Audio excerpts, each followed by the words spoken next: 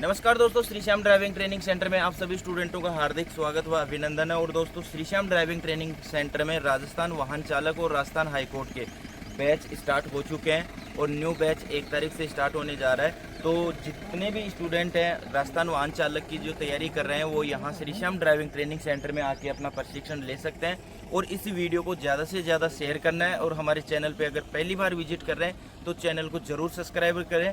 और इस वीडियो के अंदर जो आपका वहाँ पे जो इंटरव्यू होगा जो 15 नंबर का, वो क्वेश्चन भी आपसे पूछा जा सकता है। मौखिकली गाड़ी का जो बोनट है वो ओपन करके अंदर से पार्ट्स भी पूछे जा सकते हैं, क्योंकि कई तरीके से इंटरव्यू होता है, अलग अलग तरीके से इंटरव्यू होता है। टेबल के ऊपर आपको पार्ट्स रख के पूछ सकते हैं कि कौन कौन से पार्ट्स हैं, क्या काम में आते हैं। और गाड़ी का जैसे बोनट है ओपन करके भी आपसे पूछ सकते हैं कि कौन सा पार्ट कहाँ पे लगा हुआ है। पार्ट का नाम आपसे भी पूछ सकते हैं और पार्ट का नाम वो खुद भी बता सकते हैं।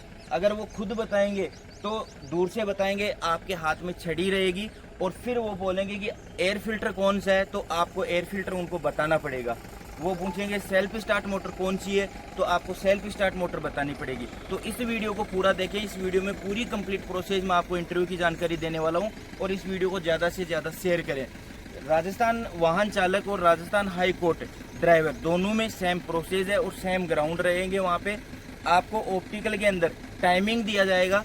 तो ऑप्टिकल में टाइमिंग की अगर मैं बात करूं तो काफ़ी बच्चे, जैसे मैंने कल भी टेस्ट लिया था और आगे भी टेस्ट जल्दी ही लेंगे, तो टाइमिंग जैसे ही शुरू होती है तो बच्चे के एक दिमाग में साइकोलॉजी शुरू हो जाती है कि हमारा टाइम है बहुत कम है और वो जल्दबाजी करता है, हड़बड़ा जाता है। तो दोस्तों, टाइमिंग बहुत है।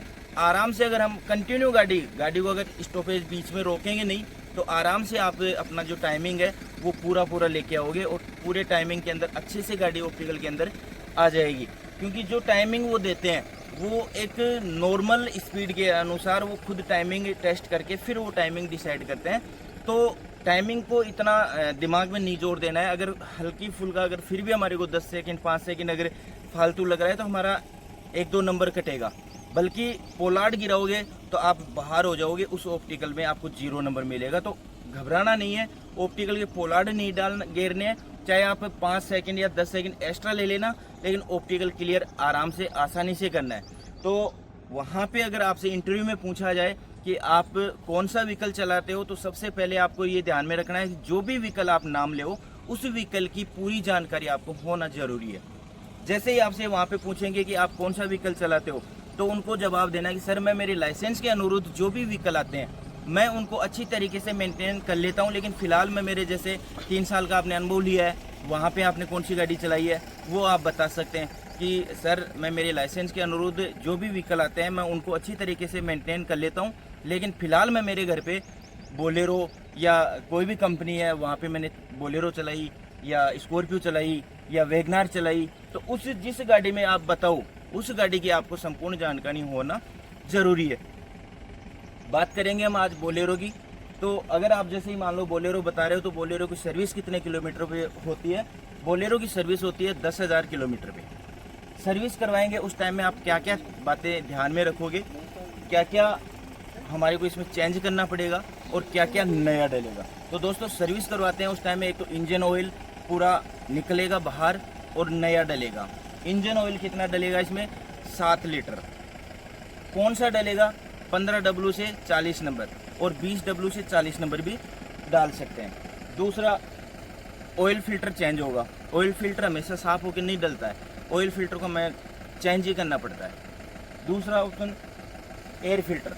एयर फिल्टर को हम साफ करके इसी को वापस फिट कर सकते हैं। अदरवाइज अगर एयर फिल्टर की कंडीशन पे डिपेंड करेगा कि कैसी क्या कंडीशन है। एयर फिल्टर कहीं से लीकेज हो गया, क्योंकि ये कागज़ का आता है, ये फट गया कहीं से, तो फिर वो नया डलेगा। दूसरी बात, ज़्यादा चौक हो जाए, साफ़ नहीं हो एयर से, तो फिर ये हमारे को एयर फिल्टर चेंज करवाना पड़ेगा। एयर फिल्टर का काम क्या है? एयर फिल्टर का काम होता है, अपनी जो गाड़ी है स्टार्ट करते हैं तो स्टार्ट करने के लिए हमारे को इंजन के अंदर एयर चाहिए। एयर के प्रेशर से ही अंदर आग विस्फोट होती है, आग जलती है। जो हम सांस ले रहे हैं, अगर हम सांस ले रहे हैं और हम प्रदूषण अगर अंदर लेंगे तो हम या तो बीमार होंगे और या अपने फेफड़े खराब हो जाएंगे जल्दी। तो वही सिचुएशन गाड़ी की है। अगर गाड़ी के अंदर धूल मिट्टी कण अगर जाएगी तो पिस्टन के ऊपर वो धूल मिट्टी जाके जम जाएगी। जमते ही अपने के पिस्टन जाम होने की पूरी संभावना हो जाती है। तो हमारे एयर इंजन को क्लियर हवा, साफ शुद्ध हवा देने का काम किसका है? एयर फिल्टर का काम है।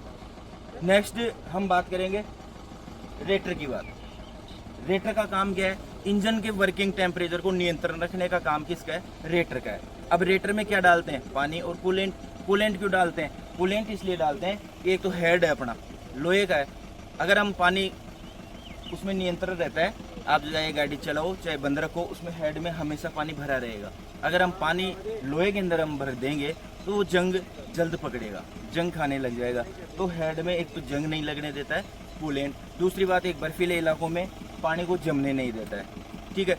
अब रेटर जो अपर टैंक है, अपर टैंक में पानी हेड से बाहर आता है, और जो लवर यानी नीचे का जो टैंक होता है उसमें से होज पाइप की सहायता से अपना जो वाटर पंप है, वाटर जैकेट वाटर पंप है, उसमें जाता है, उसके प्रेशर हेड के अंदर जाता है, और वो जो वाटर पंप है उसको सर्कुलर है यानी घुमाता रहता है पानी को।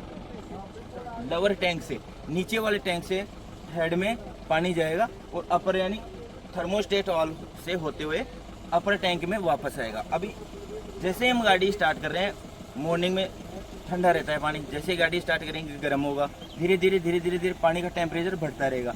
अब जैसे ही टेम्परेचर बढ़ता है, 80 डिग्री टेम्परेचर होता है अगर इंजन का जो पानी है अंदर का, 80 टेम्परेचर होते ही थर्मोस्टेट वाल है, थर्मोस्टेट वाल, उस थर्मोस्टेट वाल खुल जाएगा। खुलते ही क्या होगा?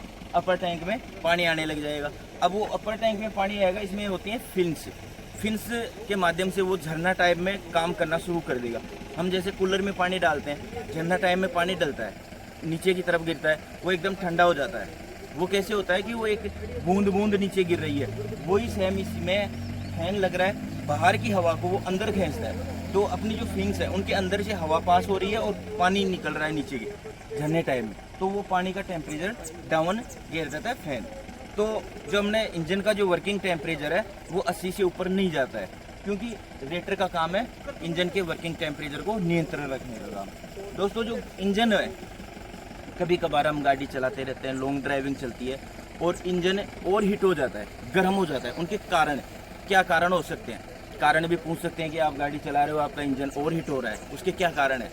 कारण 3-4 कारण होते हैं। जैसे एक तो अपनी जो फैन बेल्ट है वो टूट गई, वो फैन बेल्ट अगर टूट जाती है तो अपना जो वाटर पंप है, जो वाटर जैकेट, वो घूमना बंद कर देगा। वो घूमना बंद करेगा तो जो लवर टैंक से जो पानी जा रहा है हेड में, वो सर्कुलर बंद हो जाएगा, तो पानी है वो इस तरह रुक जाएगा। तो एक तो फैन बेल्ट टूटना, अपने होस पाइप है वो लकीज हो गया, पानी का स्तर लेवल वो कम हो जाना, तो गर्मामीटर गाड़ी पकड़ेगी। दूसरी बात एक अपना थर्मोस्टेट वाल है, थर्मोस्टेट वाल चौक हो जाना, जाम हो जाना, तो वो थर्मोस्टेट वाल नहीं खुलेगा। अगर थर्मोस्टेट वाल नहीं खुलेगा तो भी पानी का सर्कुलर नहीं चल पाएगा। तो इन चीज़ों का ध्यान में रखना बहुत ज़रूरी होता है। जैसे ही आप मॉर्निंग में सुबह गाड़ी स्टार्ट करते हो, पूरा चेकअप करते हैं, पानी का स्तर लेवल चेक कर लिया, इंजन ऑयल लेवल चेक कर लिया, ब्रेक ऑयल क्लच ऑयल हमने चेक कर लिया, बैटरी के टर्मिनल चेक कर लिए, बैटरी में पानी चेक कर लिया। ये अपना वर्किंग टेम्परेचर का काम है रेडिएटर का। ठीक है। अब नेक्स्ट हम बात करेंगे बैटरी की। बैटरी क्या काम करती है? बैटरी का काम क्या है गाड़ी के अंदर? क्यों लगाई बैटरी? बैटरी लगाई है एक गाड़ी को आसानी तरीके से स्टार्ट करने के लिए। दूसरी बात, अंदर भी हमारे काफ़ी फंक्शन होते हैं, तो उनके लिए भी बैटरी बहुत ज़रूरी होती है। शीशों को अप डाउन करना, ठीक है, इंडिकेटर लगाना, हेडलाइट में भी आजकल डायरेक्ट इग्निशन देने लगे बैटरी, और जो अपना डायनो यानी अल्टरनेटर है उससे। तो बैटरी है, जैसे बैटरी है, हमारी बैटरी के टर्मिनल यूज़ हो गए तो गाड़ी स्टार्ट नहीं होगी। गाड़ी कभी कभार इंटरव्यू में पूछ लेता है भाई, जैसे आप की गाड़ी में डीजल भी है और आप सेल्फ मार रहे हो, गाड़ी स्टार्ट नहीं हो रही है, ठीक है, तो उनके कारण क्या है हो सकते हैं? उनके कारण जैसे अपना टर्मिनल लूज है, लूज होते आप सेल्फ ले हुए, आवाज़ आएगी हल्की सी कट, और कुछ नहीं बोलेंगी।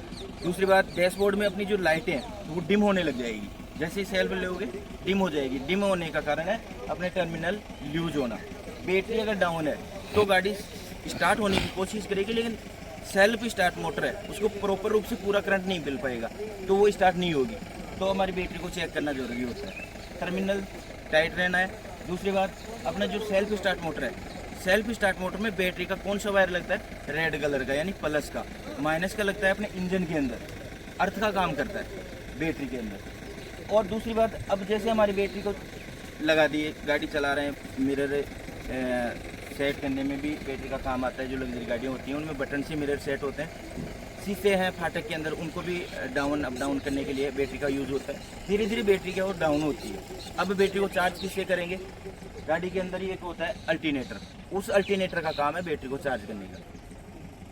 बोलेरो में कितनी फैन बेल्ट होती हैं, 3 फैन बेल्ट होती हैं। एक तो अपने वाटर जैकेट और अल्टरनेटर को, एक एसी फैन बेल्ट, और एक होती है पंप की, जो स्टीयरिंग पंप होता है, प्रेशर पावर में होती है गाड़ी, तो एक होती है पंप की फैन बेल्ट, यानी 3 फैन बेल्ट लगती हैं बोलेरो के अंदर। ये जो बारीकी चीज़ें हैं वो आपसे पूछ सकते हैं, और वीडियो काफ़ी लंबा होने वाला है, तो वीडियो के अंत तक ज़रूर बने रहना और वीडियो को शेयर करते रहना। संपूर्ण जानकारी वीडियो के लिए तो लंबा होने के पूरे चांसेज हैं। दूसरी बात, ब्रेक ऑयल और क्लच ऑयल। ब्रेक ऑयल और क्लच ऑयल का लेवल हमेशा जो यहाँ पे मैक्सिमम और मिनिमम दे रखा है, इसमें कौन सा डलेगा, .3 या .4, यानी ज़्यादातर डीजल की जो गाड़ियाँ होती है उसमें .3 ही डलता है। .4 का यूज़ करते हैं हम पेट्रोल की गाड़ी में। वो क्लच ऑयल और ब्रेक ऑयल दोनों में सेम होता है, ठीक है। दूसरी बात, स्टीयरिंग ऑयल होता है TQR, ठीक है। सर्विस करवाएंगे तब हम बात किए थे, वो पॉइंट छूट गया था। तो सर्विस करवाते टाइम हमने ऑयल चेंज कर दिया था, एयर फिल्टर भी साफ कर दिया था, ब्रेक ऑयल क्लच ऑयल का लेवल चेक कर लिया था। डीजल फिल्टर है, डीजल फिल्टर चेंज होंगे, ठीक है। डीजल फिल्टर जो पुरानी गाड़ियाँ होती हैं उनमें 2 डीजल फिल्टर होते हैं, और जो नई गाड़ियाँ आती हैं उनमें एक ही डीजल फिल्टर आता है, वो चेंज हो जाता है पूरा, दूसरा ही डलता है, ठीक है। बाकी की जो नॉर्मल चीज़ें हैं, जैसे मान लो कि अपना एयर की मैंने बता ही दिया, ऑयल फिल्टर है वो चेंज होता है, डीजल फिल्टर है वो भी चेंज होता है, और ऑयल है वो तो चेंज होगा ही होगा। अब गाड़ी में ऑयल कितने प्रकार के डलते हैं, ऑयल कितने प्रकार के डलते हैं, एक तो हो गया इंजन ऑयल, दूसरा हो गया क्लच ऑयल ब्रेक ऑयल, तीसरा हो गया डिफरेंशियल ऑयल, ठीक है। अब डिफरेंशियल ऑयल और एक हो गया अपना स्टीयरिंग ऑयल, यानी 4 प्रकार के ऑयल गाड़ी में डलते हैं। लगभग सभी गाड़ियों में ये रेशियो रहता है। अब इंजन ऑयल 15W से 40 नंबर, 20W से 40 नंबर, दोनों में कोई सा भी यूज़ कर सकते हैं। Clutch oil .3 .4, steering oil TQR, और डिफरेंशियल और गेयर बॉक्स। डिफरेंशियल जिसको बोलते हैं, जो पीछे के दोनों टायरों के बीच में जो जगह बनी होती है अपनी, उसमें उसको बोलते हैं डिफरेंशियल। और गेयर बॉक्स दोनों में सेम डलता है, C ऑयल, और 80W से 90 नंबर वो डलता है, ठीक है। बोलेरो में गेयर बॉक्स में डलता है 3 लीटर, और डिफरेंशियल में डलता है 3 लीटर, यानी दोनों में सेम डलता है, ठीक है। जैसे मान लो कि एक गाड़ी स्टार्ट नहीं होने के कारण, बैटरी के बारे में बताया था, बैटरी लूज होना, टर्मिनल लूज होना। दूसरी बात, एक जो अपना गाड़ी के अंदर पंप लगा होता है, डीजल पंप हम गाड़ी को स्विच से कैसे बंद कर देते हैं, चाबी से बंद हो जाती है गाड़ी अपनी। वो क्यों होती है, क्योंकि अपने जो डीजल पंप है उसको करंट प्रोवाइड कर रहा है, जो अपना प्लस का जो वायर है वो लगा हुआ है। अब उसको अगर हम हटा देंगे तो गाड़ी स्टार्ट नहीं होगी, वो बंद ही रहेगी। जैसे ही चाबी ऑफ करते हैं वो स्विच है वो कट जाता है, तो वो गाड़ी बंद हो जाती है। हो सकता है हमारे जैसे मान लो कि डीजल पंप है उसका वायर हट जाए, फिर भी गाड़ी स्टार्ट नहीं होगी। तो 2-3 पॉइंट होते हैं, उनको हम चेक कर सकते हैं। अगर जैसे मान लो आप हाईवे पे जा रहे हो, रोड मेंटेनेंस ही होता है ये, जैसे चलती चलती गाड़ी बंद हो गई, या तो गाड़ी एयर ले ली, या फिर हमारी जो पंप है उसका वायर हट गया, या हमारा जो पंप के अंदर पंप तक प्रॉपर रूप से करंट नहीं पहुंच रहा है, क्योंकि करंट एक फ्यूज बॉक्स से होते हुए गुजरता है। हमारा जैसे फ्यूज है वो फॉल्ट हो गया, फॉल्ट होते ही करंट कट जाएगा वहाँ से, तो हमारे को सबसे पहले फ्यूज भी चेक करना पड़ेगा। फ्यूज है, हर पॉइंट के अलग अलग फ्यूज होते हैं। जैसे मान लो हेडलाइट है, हेडलाइट के लिए एक रिले भी होती है, रिले और फ्यूज भी होगा और रिले भी होगी। रिले का मतलब होता है हमारी जो गाड़ी है, जिस लाइट है इस पर लोड नहीं, बल्ब से लोड नहीं पड़ने देगा। कोई भी जैसे मान लो फॉल्ट हो गया या कम लाइट आ रही है तो वो लोड नहीं पड़ने देगा। रिले का मतलब होता है, नाम से ही पता चलता है, एक रिले यानी रिलैक्स मिल रहा है उसको। तो रिले हर चीज़ के अंदर, हेडलाइट में भी रिले होती है, हॉर्न की रिले भी होती है। जो हम भारी पार्ट होता है जैसे सेल्फ स्टार्ट मोटर है, उसको एक साथ करंट प्रोवाइड करवाते हैं, तो उसको भी उसमें भी रिले लगती है, ठीक है। बैटरी है, बैटरी काफ़ी प्रकार की है, यानी छोटी बैटरी है, गाड़ी की, मोटरसाइकिल की बैटरी है, सभी बैटरियाँ 12 वोल्टेज की होती हैं। कंपनी आज तक 24 वोल्टेज की नहीं बनाई है, 12 वोल्टेज की बैटरी ही बनाई है। बैटरी को अगर 24 वोल्टेज करना होता है तो हमारे को खुद को करना पड़ता है। वो कैसे करेंगे? बैटरी 12 वोल्टेज की होती है, इसमें 6 सेल होते हैं, प्रत्येक सेल 2 वाट का होता है, ठीक है। अब 24 वोल्टेज करने के लिए हमारे को 2 बैटरियाँ चाहिए। 2 बैटरियों के एक का प्लस और एक का माइनस ले लेंगे, उनको दोनों को जोड़ देंगे। हमारे पास एक बैटरी का प्लस बचेगा और एक बैटरी का माइनस बचेगा। वो दोनों वायर 24 वोल्टेज के हो जाते हैं। जैसे हेवी गाड़ी होती है, बस वगैरह, ट्रक वगैरह, वो 24 वोल्टेज से स्टार्ट होती है। कभी भी छोटी गाड़ी को 24 वोल्टेज से आप स्टार्ट नहीं कर पाओगे।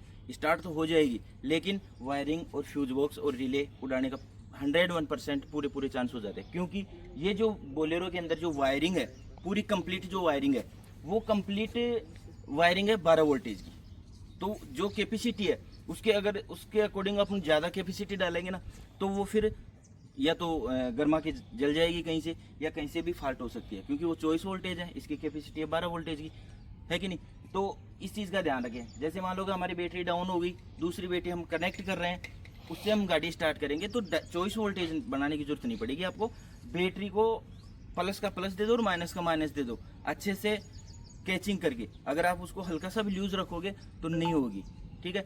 और ये कंप्लीट इंजन की होगी। और जो नॉर्मल आपसे वहाँ पे पूछेंगे, ज़्यादा डीपली नहीं जाएंगे। और जो रोड साइन है वो कंप्लीट आप देख के जाएं, क्योंकि 101% कंप्लीट रोड साइन आपसे पूछेंगे। यानी एक स्टूडेंट को 15 क्वेश्चन पूछेंगे, तो वो 15 यानी लास्ट में जाते जाते सभी रोड साइनों का नंबर आएगा, कन्फर्म है। और तो रोड साइन सबसे मेन मायने रखेगा। फिर भी रोड साइन आप देख रहे हैं, हाईवे के ऊपर जा रहे हैं, हाईवे के ऊपर भी कोई रोड साइन दिख गया आपको, तो दिमाग में आना चाहिए ये इस चीज़ का है। जब तक आपका ट्रेड नहीं होता है, कहीं भी आप घूमने जाते हो, कहीं भी आप बाहर जा रहे हो, तो रोड साइन ने कहीं भी लगे हुए हैं, उनको पूरी अच्छी तरीके से ध्यान में रखना है। वो पढ़े हुए हैं तो आपको तुरंत नज़र दिमाग में आ जाएगा कि हाँ ये वो रोड साइन है। रटने से आपको याद नहीं होगा। पार्ट से वीडियो को बार बार देखें, तभी आपको कंप्लीट पता चलेगा। नेक्स्ट कोई भी दूसरा एक वीडियो और आ जाएगा, जिसमें आपको एक एक पार्ट दिखा के मैं उनके नाम और काम में बताऊंगा, ठीक है। ये मैंने एक बेसिकली जानकारी के लिए एक वीडियो बनाया था। और अभी जैसे हम टायरों की बात करें, बोलेरो के आगे के जो टायरों में हवा का प्रेशर है 40 से 45 पाउंड हवा रखेंगे, और पीछे के में 45 से 50 पाउंड हवा रखेंगे, ठीक है। और टायर रेडियल टायर हैं, ये अपने रिम हो गई। हाँ, एक ये जो बेसिकली चीज़ है, जैसे रिम की ये नट है, इन नटों की संख्या भी याद रखना जरूरी हो जाता है। वो पूछ लेंगे बोलेरो में टायर में कितने बोल्ट लगे हुए हैं, बोलेरो में कितने टायर होते हैं, बोलेरो में कितने टायर होते हैं। बोलेरो में सभी बच्चे बोलेंगे 4 टायर होते हैं, बल्कि होते 5 हैं, क्योंकि एक स्टेपनी को भी काउंटिंग करना पड़ता है। बोलेरो में 5 टायर है, ठीक है। 4 अपने प्रॉपर रूप से काम करते हैं, एक अपन रिजर्व रखते हैं स्टेपनी के लिए। कहीं भी आप हाईवे के ऊपर जैसे टायर पंचर हो गया, तो टायर पंचर हो गया तो हमारे को स्टेपनी की जरूरत पड़ेगी। दूसरी बात, जैसे हम रोड मैकेनिक यानी रोड रिपेयरिंग, तो स्टेपनी ये जो टायर का जो ज्ञान है वो थोड़ा सा डीपली होना ज़रूरी है।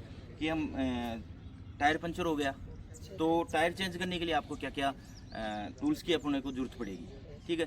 तो स्टेपनी चेंज करने के लिए हमारे को सबसे प्रथम तो जैक होना ज़रूरी है।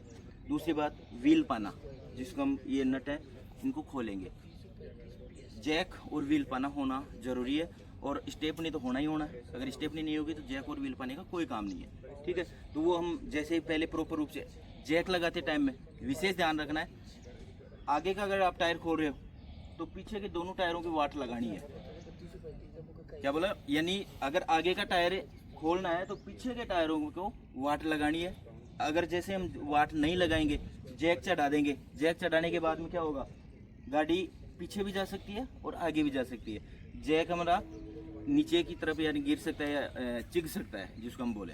तो अगर वो हो गया, जैसे हमने टायर खोल रखा है, गाड़ी आगे की तरफ झुक गई तो वो पूरी ज़मीन पे गिर जाएगी, चोट भी लग सकती है। तो इस चीज़ का ध्यान रखना है। सबसे पहले आपसे पूछ ले कि आप की गाड़ी है जो हाईवे पे चलते चलते पंचर हो गई। अब पंचर होने के बाद में आप कैसे उसको चेंज करोगे? तो सर्वप्रथम सर हमारे पास एक तो जैक होना ज़रूरी है, व्हील पाना ज़रूरी है और स्टेपनी होना ज़रूरी है। हम सबसे पहले गाड़ी को साइड में लगाएंगे। साइड में लगाने के बाद में दोनों टायरों की पीछे की, अगर पीछे का अगर पंचर होगा तो आगे के दोनों टायरों के वाट लगाएंगे, और पीछे आगे का पंचर होगा तो पीछे के दोनों टायरों के दोनों तरफ, एक तरफ नहीं दोनों तरफ वाट लगाएंगे। वाट लगाने के बाद में फिर हम जैक चढ़ाएंगे। ये नहीं कि आप पहले जैक चढ़ा दो और फिर वाट लगा रहे हो, नहीं, पहले वाट लगाएंगे फिर जैक चढ़ाएंगे। जैक लगाने का तरीका भी प्रॉपर रूप से या तो एक्सल के ऊपर लगाना है, या जो अपने कबाड़ी पत्ते जो लीफ स्प्रिंग होती हैं उनके जो सेंटर बुल्ट होता है उसके जस्ट नीचे की तरफ हमारे को लगाना पड़ता है। ठीक है, अब कई बार होता है कि आपसे अपोजिट सवाल पूछ लेते हैं। अपोजिट सवाल पूछने का मतलब ये होता है कि आपके पास जैक नहीं है और फिर आप टायर कैसे चेंज करोगे। तो जैक नहीं है तो भी हम टायर चेंज कर सकते हैं। वो कैसे कम चेंज कर सकते हैं, जैसे हमारा ये टायर पंचर हो गया, ठीक है, अब ये अगर कच्ची मिट्टी है तो कोई दिक्कत नहीं, जहाँ है वहाँ पे अच्छी तरीके से पत्थर या पत्थर लगा दो। पत्थर लगाने के बाद में ये जो मिट्टी है यहाँ से इस मिट्टी को हटा दो नीचे से, ये टायर फ्री हो जाएगा। ठीक है, हमारे पास रोड है, हाईवे है, हाईवे पे कच्ची मिट्टी नहीं मिलेगी, वहाँ पे क्या करेंगे, इस टायर को हम किसी भी पत्थर पे ऊपर चढ़ाएंगे। चढ़ाने के बाद में वो लगाएंगे नीचे की तरफ पत्थर और उस पत्थर को हटा देंगे, वो ये टायर फ्री हो जाएगा। फ्री होते ही उसको चेंज कर सकते हैं। ठीक है, दूसरी बात,